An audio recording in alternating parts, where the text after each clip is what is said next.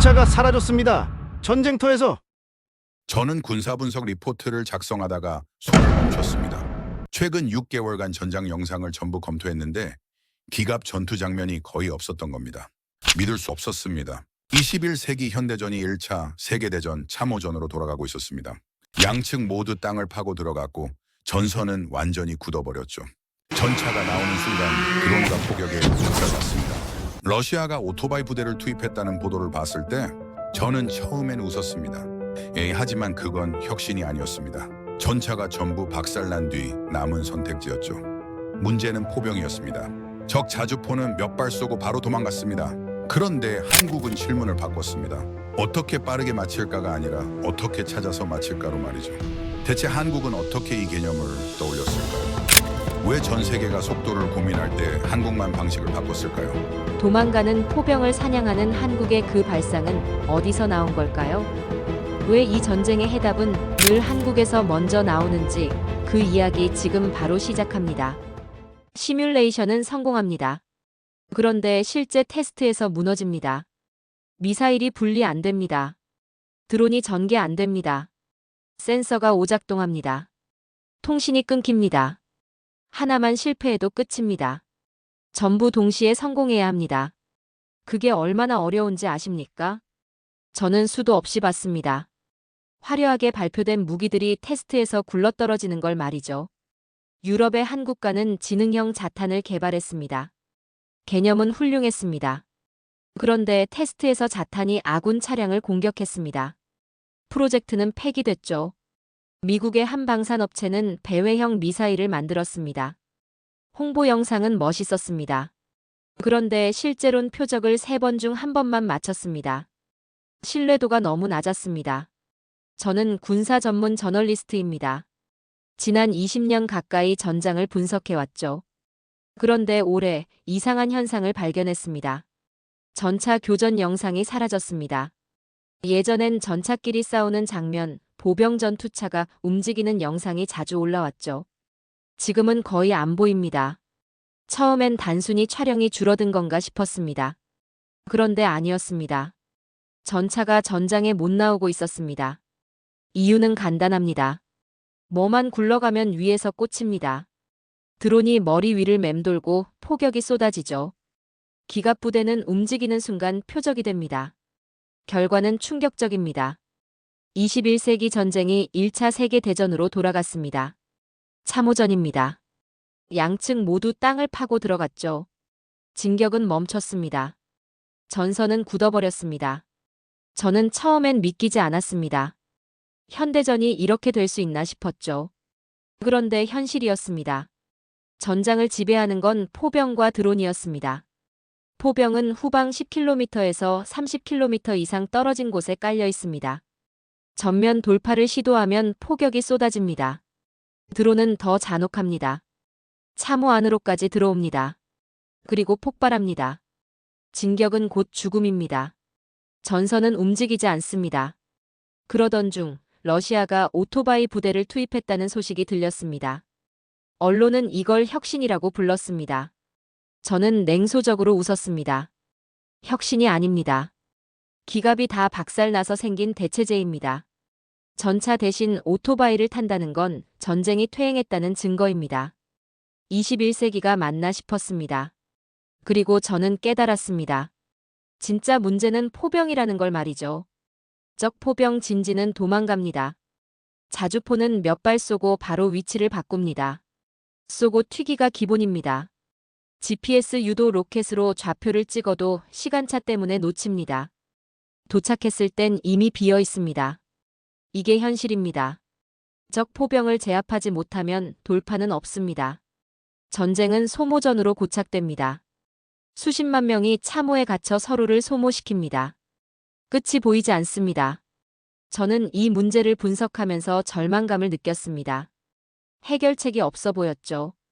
전장은 이미 포병과 드론이 먹어치우고 있었습니다. 그런데 그때였습니다. 한 문서를 발견했습니다. 한국이 이 문제를 다른 방식으로 접근하고 있다는 내용이었죠. 단순히 더 정확한 로켓을 만드는 게 아니었습니다. 개념 자체를 바꾸는 무기였습니다. 천무 3.0 이 이름이 눈에 들어왔습니다. 설명을 읽는데 이해가 안 됐습니다. 미사일이 상공에서 뭔가를 풀어낸다. 알을 까듯 쏟아진다. 표현이 기묘했습니다. 저는 더 자세한 자료를 찾기 시작했습니다. 그리고 알게 됐습니다. 이건 로켓이 아니라는 걸 말이죠. 운반체였습니다. 미사일 안에 드론을 싣고 가는 겁니다. 적 상공에 도착해서 드론을 풀어냅니다. 그 드론들이 스스로 표적을 찾습니다. 20분 동안 저는 화면을 멍하니 보고 있었습니다. 쏘고 도망가는 자주포를 어떻게 잡을까 전 세계가 고민하고 있었습니다. 그런데 한국은 질문을 바꿨습니다. 어떻게 빠르게 맞힐까가 아니라 어떻게 찾아서 맞힐까로 말이죠. 그 순간 저는 확신했습니다. 이게 실현된다면 전장의 룰이 바뀝니다. 포병이 숨을 곳이 사라집니다. 도망가는 건 의미가 없어집니다. 머리 위에서 사냥이 시작되니까요. 저는 더 많은 정보를 찾아야 했습니다. 이게 정말 가능한 건지, 단순한 개념인지, 실제로 작동하는 건지 말이죠. 그리고 자료를 파고들수록 충격은 커졌습니다. 한국은 이미 오래전부터 이 개념을 준비하고 있었습니다. 천무 1.0, 2.0을 거쳐 3.0으로 진화했죠.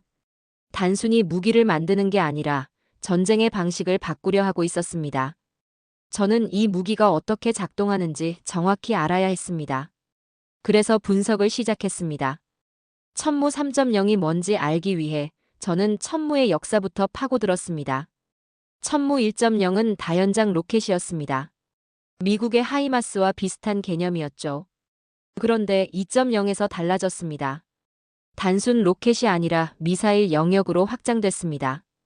단거리 탄도미사일, 정밀 타격 능력이 추가됐죠. 이미 2단계에서 한국은 독자 노선을 걷고 있었습니다. 그리고 3.0. 저는 설명을 읽고 멈췄습니다. 드론을 운반하는 로켓?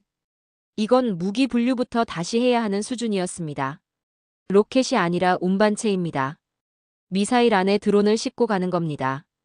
충격적이었죠.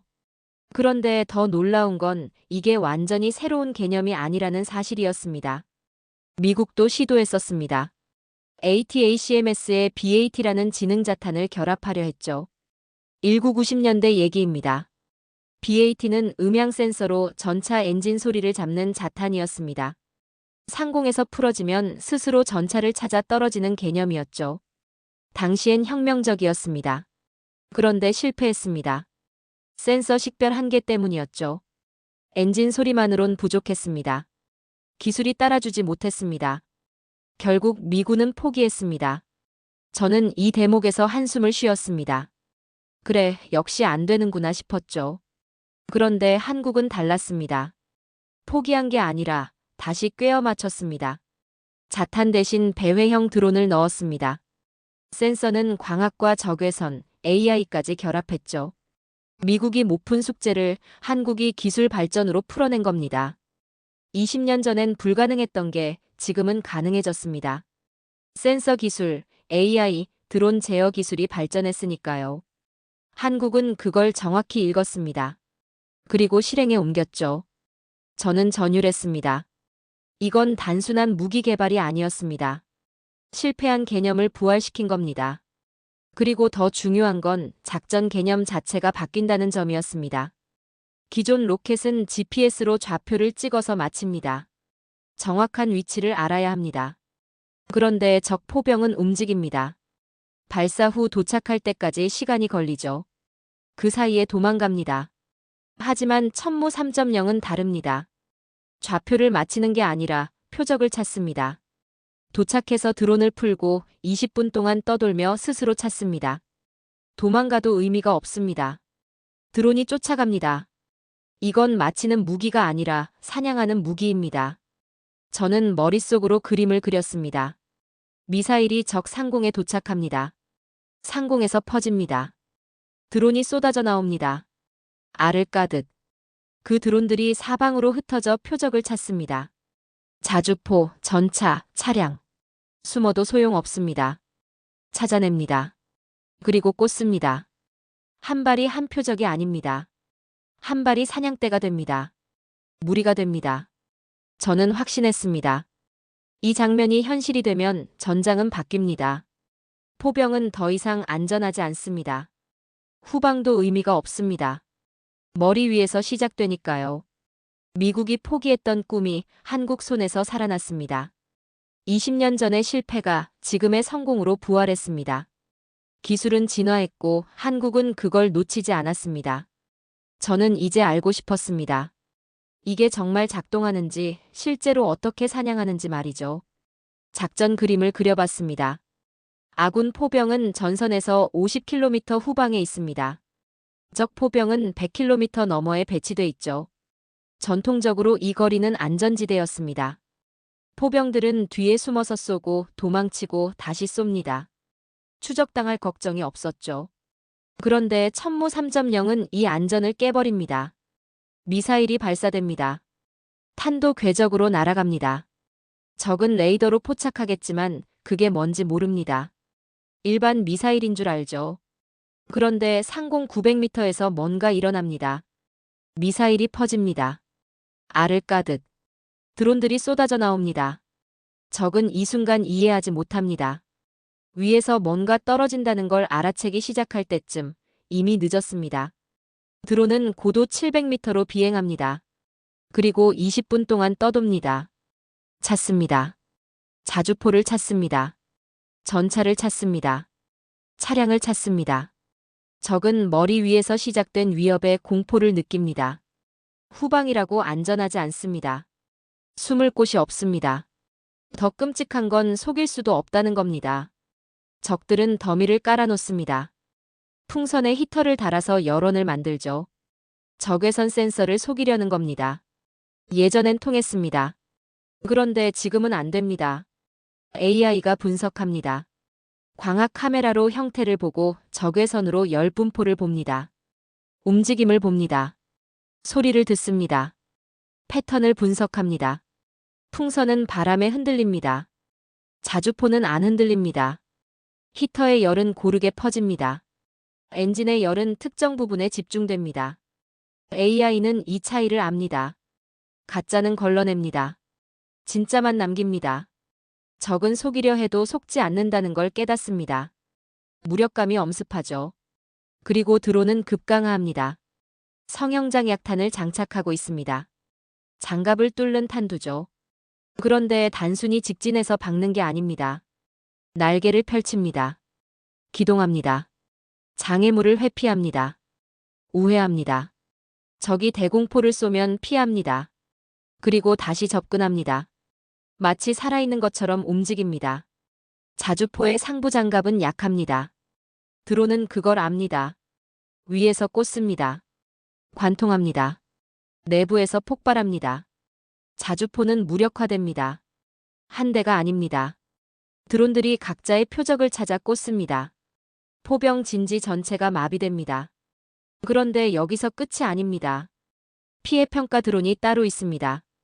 공격 드론과 별개로 평가용 드론이 상공에 남아 있습니다. 타격 결과를 확인합니다. 정말 파괴됐는지 덤이었는지 기만이었는지 봅니다. 실시간으로 본부에 전송합니다. 표적 1번 파괴 확인. 표적 3번 재타격 필요. 표적 5번 더미로 확인. 완벽한 루프입니다. 탐색하고 타격하고 확인합니다. 쏘고 끝이 아닙니다. 쏘고 확인하고 다음을 준비합니다. 이건 무기가 아니라 시스템입니다. 사냥 시스템입니다. 저는 이 작전 그림을 머릿속으로 그리며 전율했습니다. 적 포병은 후방에 있으니 안전하다고 생각했을 겁니다. 그런데 안전은 환상이었습니다. 위협은 머리 위에서 시작됐습니다. 상공에서 알이 깨지고 그 아래서 드론이 태어났습니다. 그리고 20분 동안 그들은 표적이 아니라 사냥감이 됐습니다. 도망쳐도 의미가 없습니다. 드론은 찾고 따라붙습니다. 숨어도 의미가 없습니다. AI는 가짜를 걸러냅니다. 속여도 의미가 없습니다. 센서는 패턴을 읽습니다. 적은 할 수 있는 게 없습니다. 그저 당할 뿐입니다. 저는 이 무기의 진짜 위력을 깨달았습니다. 파괴력이 아닙니다. 심리적 압박입니다. 포병은 뒤에 숨어서 안전하게 쏘는 병과입니다. 전선에 나가지 않습니다. 그게 포병의 본질이었죠. 그런데 이제 포병도 안전하지 않습니다. 머리 위에서 사냥당합니다. 20분 동안 쫓깁니다. 이 공포는 상상을 초월합니다. 전차병은 적 전차를 볼 수 있습니다. 보병은 적을 마주합니다. 싸울 수 있습니다. 그런데 포병은 뭘 합니까? 위를 올려다보며 기다립니다. 언제 떨어질지 모르는 드론을 기다립니다. 할 수 있는 게 없습니다. 이게 천무 3.0이 만드는 전장입니다. 적 포병이 무력화되는 전장입니다. 그리고 포병이 무력화되면 전선은 움직입니다. 기갑이 다시 나올 수 있습니다. 돌파가 가능해집니다. 전쟁이 끝날 수 있습니다. 저는 확신했습니다. 이건 무기가 아니라 열쇠입니다. 고착된 전선을 여는 열쇠죠. 저는 이 무기의 가능성에 흥분했습니다. 그런데 현실로 돌아오자 의문이 생겼습니다. 비용 문제였죠.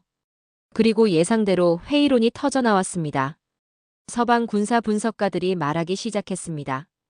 탄도미사일에 드론을 싣는다고? 미친 예산 낭비다. 차라리 전투기 한 대 더 띄워라. 예산 담당자들도 고개를 저었습니다. 단거리 탄도미사일이 얼마나 비싼데. 거기다 배회드론까지 박아 넣으면 가성비 최악이다. 표면적으론 맞는 말이었습니다. 탄도미사일은 비쌉니다. 드론도 싸지 않습니다. 둘을 합치면 가격은 폭등하죠. 일반 로켓 한 발로 여러 발을 쏠 수 있는데 왜 비싼 미사일을 씁니까? 논리적으로 보이는 비판이었습니다. 저도 처음엔 고개를 끄덕였습니다. 그런데 계산을 다시 해봤습니다. 자주포 한 문의 가격을 따져봤죠. 장비 자체만이 아닙니다. 운용 인력이 필요합니다. 탄약이 필요합니다. 보급 차량이 필요합니다. 방호시설이 필요합니다. 통신 장비가 필요합니다. 전부 합치면 수십억입니다. 그리고 자주포는 혼자 있지 않습니다. 포병 대대는 여러 문으로 구성됩니다. 보통 18문에서 24문이죠. 전부 합치면 수백억입니다. 그런데 천무 3.0 한 발이 포병 대대를 무력화시킨다면요? 계산이 달라집니다. 수백억짜리 전력을 한 번에 제거하는 겁니다. 비싸다고요? 아닙니다. 오히려 싼 겁니다. 그런데 더 중요한 건 따로 있었습니다. 시간 비용입니다. 전쟁은 하루가 늘어날수록 비용이 폭증합니다. 병력 손실이 늘어납니다. 장비 소모가 늘어납니다. 탄약 소비가 늘어납니다. 경제가 마비됩니다. 정치적 압박이 커집니다. 국민의 피로가 누적됩니다. 하루가 얼마입니까? 수조 원입니다. 전선이 고착되면 전쟁은 끝나지 않습니다. 참호전은 몇 년씩 갑니다. 1차 세계대전은 4년 넘게 끌었죠. 수백만 명이 죽었습니다. 천문학적 비용이 들어갔습니다. 그런데 적 포병을 제압하면요. 전선이 움직입니다. 돌파가 가능해집니다. 전쟁이 짧아집니다. 하루를 앞당기면 수조 원을 아낍니다. 일주일을 앞당기면요. 한 달을 앞당기면요. 계산이 안 됩니다. 비싼 무기보다 더 비싼 건 끝나지 않는 전쟁입니다. 저는 이 계산을 하며 소름이 돋았습니다. 천무 3.0은 장비를 파괴하는 게 아니었습니다. 시간을 파괴하는 겁니다. 전쟁의 시간을 줄입니다. 고착된 전선을 푸는 열쇠입니다. 이걸 가격으로만 따질 수 있습니까? 없습니다. 이건 비용이 아니라 해답입니다. 전쟁을 단축시키는 해답이죠. 회의론자들은 이 계산을 못했습니다. 단순히 미사일 가격만 봤습니다. 드론 가격만 봤습니다. 전체 그림을 못 봤죠. 그런데 실무자들은 달랐습니다. 작전 기획자들은 이해했습니다. 이 무기 하나로 전선을 풀 수 있다는 걸 말이죠. 예산 담당자들도 계산을 다시 했습니다. 전쟁 비용과 비교하니 오히려 싸다는 결론이 나왔습니다. 저는 이 논쟁을 지켜보며 깨달았습니다. 혁신은 항상 비판받습니다. 새로운 개념은 항상 의심받죠. 그런데 숫자는 거짓말하지 않습니다. 전장의 현실은 명확합니다. 적 포병을 못 잡으면 전쟁은 끝나지 않습니다. 천무 3.0은 그걸 잡습니다. 단순합니다. 비용 논쟁은 무의미해졌습니다. 필요한 무기였습니다. 아니, 필수적인 무기였죠. 그리고 이 계산을 이해한 나라들이 움직이기 시작했습니다. 돈 있는 나라들이 줄을 섰습니다. 번호표를 뽑았습니다. 왜 그랬을까요? 그들도 계산했기 때문입니다. 전쟁의 시간 비용을 알았기 때문입니다. 저는 확신했습니다. 이 무기는 팔립니다. 아니, 쟁탈전이 벌어질 겁니다. 5장. 그러던 중 중동에서 연락이 왔습니다. 정확히는 중동의 여러 나라에서 동시에 문의가 들어왔죠. 저는 처음엔 의아했습니다. 왜 중동입니까? 그들에게 무슨 필요가 있습니까? 자료를 분석하다 깨달았습니다. 사막 국가들의 현실이 보였죠. 그들의 전장은 광활합니다. 끝없는 사막입니다. 숨을 곳이 없습니다. 포병을 배치하면 위성에서 다 보입니다. 위장막을 쳐도 소용없습니다. 사막에 뭔가 있으면 튀어 보이죠.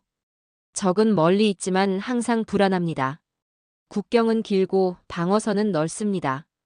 언제 어디서 공격받을지 모릅니다. 그들이 원하는 무기 조건이 있었습니다. 빨라야 합니다. 멀리 가야 합니다. 요격하기 어려워야 합니다. 그리고 중요한 조건이 하나 더 있었습니다. 사람을 덜 죽여야 합니다. 이상하게 들릴 수 있습니다. 전쟁에서 사람을 덜 죽인다니요? 그런데 그들 입장에선 절실합니다. 자국 병력을 보호해야 합니다. 인구가 적은 나라들입니다. 병력 손실은 곧 국력 손실이죠. 대규모 공습은 민간인 피해를 냅니다. 국제 여론이 나빠집니다. 정밀 타격이 필요합니다. 포병만 제거하고 싶습니다. 다른 건 건드리고 싶지 않죠. 저는 이 조건들을 보며 놀랐습니다. 천무 3.0이 정확히 들어맞았기 때문입니다. 하나하나 체크해봤습니다. 빠릅니까? 탄도미사일입니다. 음속에 몇 배로 날아갑니다. 멀리 갑니까? 수백 킬로미터를 갑니다. 적 포병 진지까지 충분히 도달합니다. 요격하기 어렵습니까? 탄도 궤적입니다. 요격 난이도가 극상입니다. 사람을 덜 죽입니까? 드론이 포병만 찾습니다. 자주포, 전차, 군사 차량만 타격합니다. 민간 시설은 건드리지 않습니다. 대규모 폭격 없이 적 화력만 제거합니다. 완벽했습니다. 모든 조건이 들어맞았습니다. 저는 소름이 돋았습니다. 한국이 이 무기를 만들 때 중동을 염두에 뒀을까요? 아닐 겁니다. 그런데 결과적으로 완벽하게 맞아떨어졌습니다. 사막 전장에 최적화된 무기였죠. 그리고 그들은 움직였습니다. 현금 결제를 제시했습니다. 이게 무슨 의미인지 아십니까? 조건이 없다는 겁니다. 정치적 줄다리기가 없습니다. 기술 이전 요구가 없습니다. 할부도 없습니다. 그냥 즉시 현금으로 냅니다. 빨리 도입하고 싶다는 뜻입니다. 망설이지 않는다는 뜻이죠. 저는 이 상황을 보며 깨달았습니다. 그들은 무기를 사는 게 아니었습니다. 불안을 제거하려 했습니다. 안보를 사려 했죠. 사막에서 포병은 생존의 문제입니다. 적 포병이 살아있으면 우리 병력이 죽습니다. 그런데 적 포병을 못 잡습니다. 사막은 넓고 포병은 멀리 있습니다. 일반 로켓으론 안 됩니다. 공습은 비용이 너무 큽니다. 딱 맞는 해법이 필요했습니다. 그게 천무 3.0이었습니다. 저는 계약 문서들을 보며 놀랐습니다. 가격 흥정이 거의 없었습니다. 얼마입니까? 이 정도입니다. 좋습니다. 언제 줄 수 있습니까? 이런 식이었습니다. 조건이 없다는 건 그만큼 절박하다는 뜻입니다. 대체제가 없다는 뜻입니다. 이 무기가 아니면 해결이 안 된다는 뜻이죠. 저는 이 장면을 보며 전율했습니다. 한국이 만든 건 무기가 아니었습니다. 솔루션이었습니다. 안보 솔루션이었죠. 시장이 아니라 필요가 먼저 움직였습니다. 팔아주세요가 아니라 꼭 필요합니다였습니다. 이게 진짜 국력입니다. 무기를 파는 게 아닙니다. 문제를 풉니다. 다른 나라가 못 푸는 걸 풉니다. 그러면 세계가 줄을 섭니다. 번호표를 뽑습니다. 한국 무기를 사려고 기다립니다. 저는 20년 넘게 방산을 봤습니다. 대부분은 추격자였습니다. 미국, 러시아, 유럽 무기를 따라가려 했죠. 그런데 지금은 다릅니다. 한국이 규칙을 만들고 있습니다. 새로운 개념을 제시하고 있습니다. 세계가 그걸 따라 배우고 있습니다. 이게 진짜 선진국입니다. 기술만 좋은 게 아닙니다. 방향을 제시합니다. 남들이 못 본 길을 먼저 봅니다. 그리고 그 길로 갑니다. 중동 국가들은 그걸 이해했습니다. 그래서 현금을 들고 왔습니다. 망설일 이유가 없었죠. 천무 3.0은 그들의 불안을 지워줄 무기였습니다. 사막에서 숨을 곳이 없다는 공포를 지워줍니다. 적 포병이 살아있다는 위협을 제거합니다. 이건 무기가 아니라 안심입니다. 그리고 안심은 가격을 따지지 않습니다. 저는 확신했습니다. 이 계약들은 시작일 뿐입니다. 더 많은 나라가 올 겁니다. 같은 고민을 하는 나라들이 줄을 설 겁니다. 그런데 한 가지 의문이 남았습니다. 과연 실전에서 작동할까요? 개념은 완벽합니다. 계산도 맞습니다. 그런데 현실은 다를 수 있습니다. 시험장은 통제된 환경입니다. 실전은 혼돈입니다. 과연 이 무기가 약속을 지킬 수 있을까요? 저는 조심스러워졌습니다. 저는 무기 개발 역사를 오래 봤습니다. 그러다 보니 알게 됐습니다. 대부분의 혁신적 무기는 테스트에서 죽는다는 걸 말이죠. 개념은 완벽합니다. 설계도는 아름답습니다. 군은 주문을 취소했습니다. 이게 현실입니다. 테스트는 잔혹합니다. 한 번의 실패 영상은 전 세계로 퍼집니다. 인터넷 시대입니다. 숨길 수 없습니다. 실패하면 웃음거리가 됩니다. 방산에서 웃음거리는 사망 선고입니다. 신뢰가 무너지면 아무도 안 삽니다. 천무 3.0도 마찬가지입니다. 아무리 개념이 좋아도 테스트를 통과해야 합니다. 미사일 분리 타이밍이 정확해야 합니다. 드론이 제대로 전개돼야 합니다. 센서가 표적을 식별해야 합니다. AI가 판단을 내려야 합니다. 통신이 유지돼야 합니다. 급강화가 성공해야 합니다. 모든 게 동시에 완벽하게 작동해야 합니다. 하나라도 틀어지면 실패입니다. 저는 솔직히 불안했습니다. 2단계에서 무너지는 무기를 수도 없이 봤기 때문입니다. 개념이 좋다고 성공하는 게 아닙니다. 실행이 완벽해야 성공합니다. 그런데 완벽은 어렵습니다. 너무 어렵습니다. 저는 밤마다 생각했습니다. 과연 될까? 정말 작동할까? 실패하면 어떻게 되지? 중동 국가들이 실망하면? 한국 방산의 신뢰가 무너지면? 그런데 한국을 보며 느낀 게 있었습니다. 다르다는 겁니다. 한국은 테스트를 과할 정도로 반복합니다. 한 번 하고 마는 게 아닙니다. 수십 번 합니다. 실패하면 고칩니다. 또 테스트합니다. 또 실패하면 또 고칩니다. 숨기지 않습니다. 우리가 실패했다. 이 부분이 문제다. 고쳤다. 다시 한다. 이런 식입니다. 집요합니다. 끝까지 파고듭니다. 완벽해질 때까지 멈추지 않습니다. 저는 이 태도를 보며 놀랐습니다. 대부분의 나라는 실패를 숨깁니다. 홍보 영상만 내보냅니다. 문제가 있어도 곧 해결된다고 말합니다. 그런데 해결 안 됩니다. 시간만 흐르고 예산만 들어가고 결국 실패합니다. 한국은 달랐습니다. 실패를 전제로 설계하고 있었습니다. 한 번에 될 리 없다. 문제가 생긴다. 그럼 고치면 된다. 이런 마인드였습니다. 실패가 끝이 아니라 과정입니다. 고치고 또 고치는 게 개발입니다. 이 집요함은 달랐습니다. 저는 한국 개발자들과 이야기를 나눴습니다. 그들은 말했습니다. 아직 완벽하지 않습니다. 더 테스트해야 합니다. 문제를 찾아야 합니다. 자신감이 아니라 신중함이었습니다. 과시가 아니라 책임감이었죠. 저는 이 태도에서 신뢰를 느꼈습니다. 허풍을 떠는 사람은 믿을 수 없습니다. 조심스러운 사람은 믿을 수 있습니다. 자기 무기의 한계를 아는 사람은 진짜입니다. 완벽하다고 우기는 사람은 가짜죠. 한국은 진짜였습니다. 그리고 어느 날 연락이 왔습니다. 테스트 영상이 나왔습니다. 저는 긴장했습니다. 이제 진실의 순간입니다. 개념이 현실이 되는 순간입니다. 아니면 무너지는 순간입니다. 저는 영상을 재생했습니다. 손에 땀이 났습니다. 심장이 뛰었습니다. 20년 넘게 방산을 봤지만 이렇게 긴장한 적은 없었습니다. 왜냐하면 저는 알았기 때문입니다. 이 무기가 성공하면 전장이 바뀐다는 걸 말이죠. 실패하면 그냥 하나의 실패작으로 끝납니다. 그런데 성공하면 역사가 바뀝니다. 영상이 시작됐습니다. 발사대가 보였습니다. 미사일이 올라갔습니다. 불꽃이 뿜어졌습니다. 미사일이 날아갔습니다. 저는 숨을 죽이고 봤습니다. 이제 진짜 시험입니다. 상공에서 무슨 일이 벌어질까요? 드론이 정말 나올까요? 표적을 찾을까요? 맞힐까요? 저는 화면을 뚫어지게 봤습니다. 그리고 그 순간이 왔습니다. 상공 900m. 미사일이 퍼졌습니다. 그 순간 저는 숨을 멈췄습니다. 뭔가 나왔습니다. 드론들이었습니다. 하나, 둘, 셋. 6개가 쏟아졌습니다. 알을 까듯.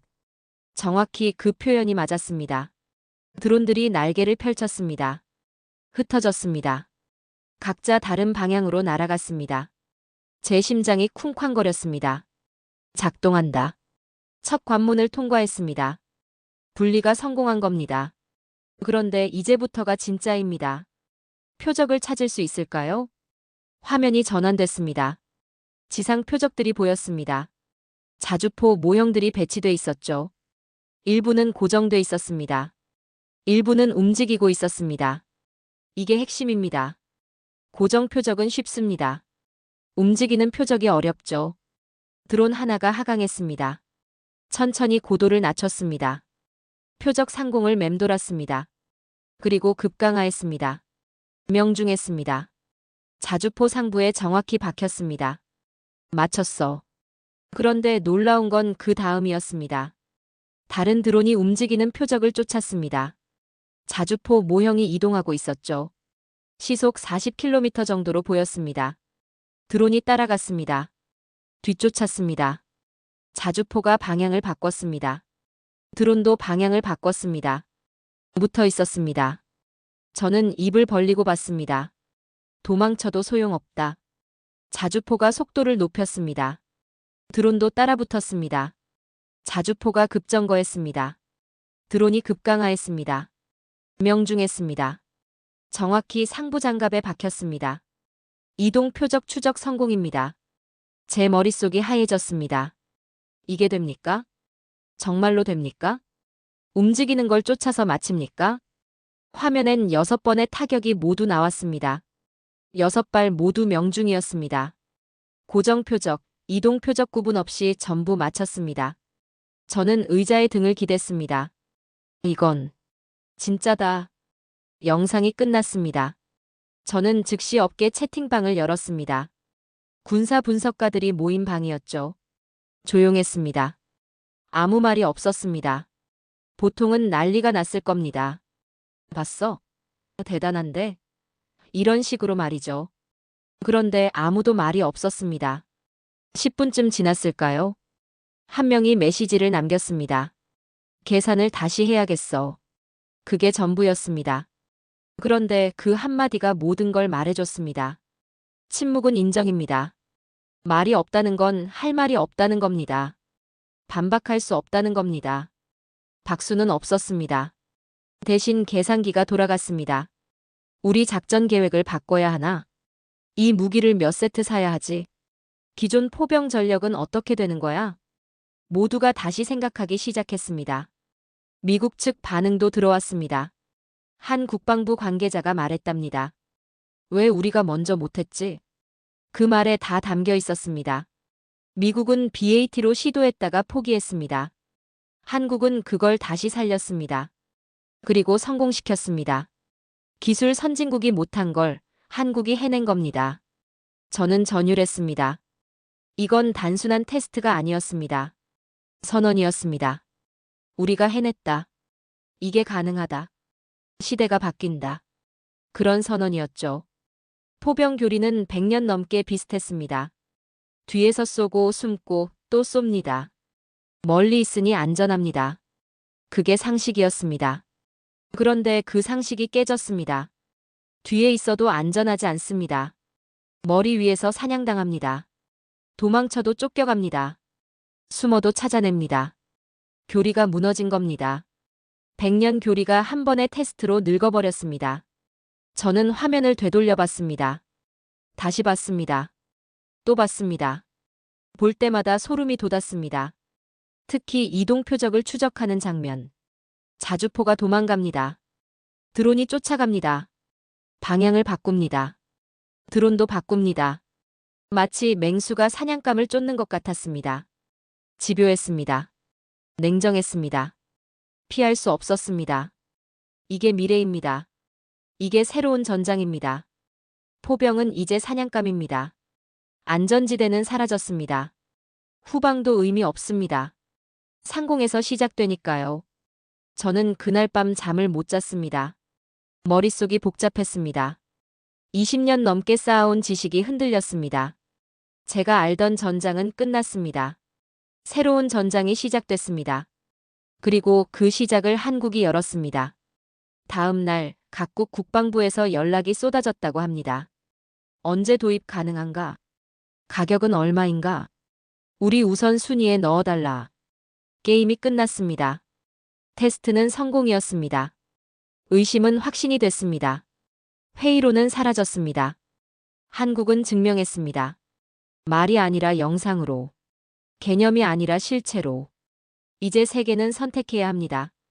이 무기를 도입할 것인가? 아니면 뒤처질 것인가? 답은 정해져 있었습니다. 테스트 이후 세계가 움직였습니다. 각국 국방부가 연락했습니다. 유럽도 아시아도 중동도 심지어 남미까지.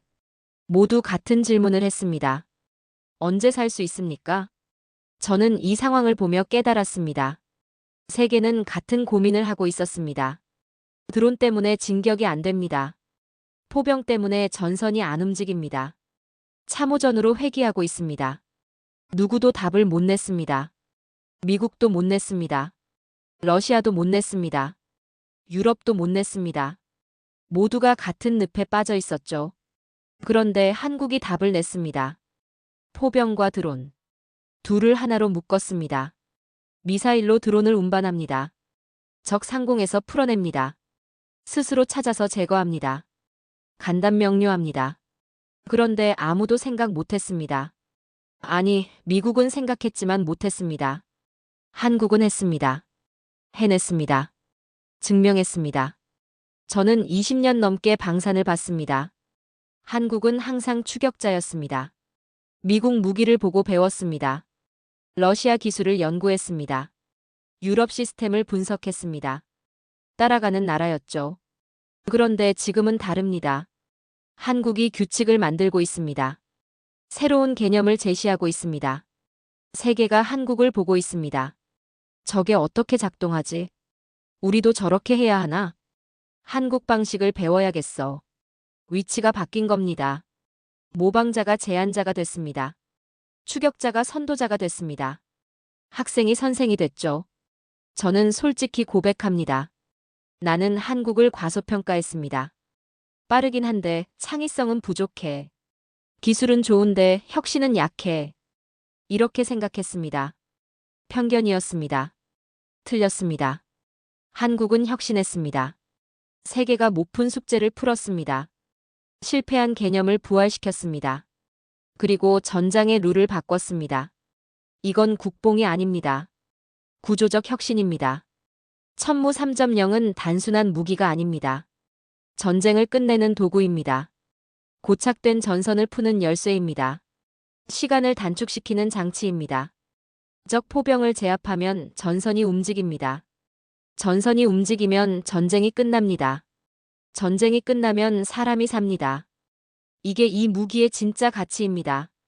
파괴가 아니라 구원입니다. 살상이 아니라 종료입니다. 저는 이제 확신합니다. 앞으로 10년 안에 전 세계 지상전 교리가 다시 쓰일 겁니다. 천무 3.0을 기준으로 말이죠. 포병을 어떻게 보호할까? 배회형 드론을 어떻게 막을까? 상공 위협에 어떻게 대응할까? 모든 나라가 이 질문을 던질 겁니다. 그리고 답을 찾으려 할 겁니다. 한국이 만든 질문에 대한 답을 말이죠. 이게 진짜 게임 체인저입니다. 무기 하나가 아닙니다. 패러다임입니다. 새로운 시대의 시작입니다. 저는 지난 20년을 돌아봅니다. 한국 방산의 성장을 봤습니다. K9 자주포부터 시작했죠. 좋은 무기였습니다. 그런데 혁명은 아니었습니다. 천문은 다릅니다. 혁명입니다. 전장의 개념을 바꿉니다. 전쟁의 시간을 바꿉니다. 역사의 방향을 바꿉니다. 폴란드가 샀습니다. 중동이 샀습니다. 유럽이 관심 보입니다. 아시아가 문의합니다. 줄이 섰습니다. 번호표를 뽑았습니다. 한국 무기를 사려고 기다립니다. 이게 국력입니다. 군사력만이 아닙니다. 기술력만이 아닙니다. 문제 해결 능력입니다. 세계가 고민하는 걸 풀어주는 능력이죠. 한국은 이제 그런 나라가 됐습니다. 답을 내놓는 나라. 해결책을 제시하는 나라. 세계가 의지하는 나라. 저는 20년 전을 기억합니다. 한국은 무기를 수입하는 나라였습니다. 외국 기술에 의존했습니다. 누구도 한국 무기를 주목하지 않았죠. 지금은 어떻습니까? 세계가 한국을 봅니다. 한국 기술을 배우려 합니다. 한국 무기를 갖고 싶어 합니다. 20년 만에 완전히 바뀌었습니다. 그리고 이건 시작입니다. 천무 3.0은 첫걸음입니다. 앞으로 더 많은 혁신이 나올 겁니다. 더 많은 해법이 나올 겁니다. 한국은 멈추지 않을 겁니다. 계속 앞으로 갈 겁니다. 세계는 선택했습니다. 한국을 따라가기로. 한국을 믿기로. 한국과 함께하기로. 저도 선택했습니다. 편견을 버리기로. 인정하기로. 배우기로. 나는 20년 넘게 전장을 분석해왔습니다. 대부분의 무기는 조금 더 잘 쏘는 방법을 고민합니다. 조금 더 멀리, 조금 더 정확하게. 그런데 천무 3.0은 질문을 바꿨습니다. 어디를 맞힐까가 아닙니다. 왜 저들이 아직 살아있지? 라고 묻습니다. 그리고 답합니다. 찾아서 제거하겠다고. 도망가도 쫓아가겠다고. 숨어도 찾아내겠다고. 전쟁은 언젠가 끝납니다. 그리고 그 끝을 앞당기는 기술이 있다면 그건 무기라기보다 해결책입니다. 나는 이제 확신합니다. 이 전장의 해답 중 하나는 한국에서 나왔습니다. 그리고 앞으로도 한국에서 나올 겁니다. 세계는 이제 압니다. 문제가 생기면 한국을 보라고. 한국이 답을 낼 거라고. 이게 진짜 선진국입니다. 기술만 좋은 게 아닙니다. 길을 제시합니다. 미래를 만듭니다. 희망을 줍니다. 한국은 그런 나라가 됐습니다. 나는 그걸 목격했습니다. 그리고 인정합니다. 한국은 이제 다릅니다.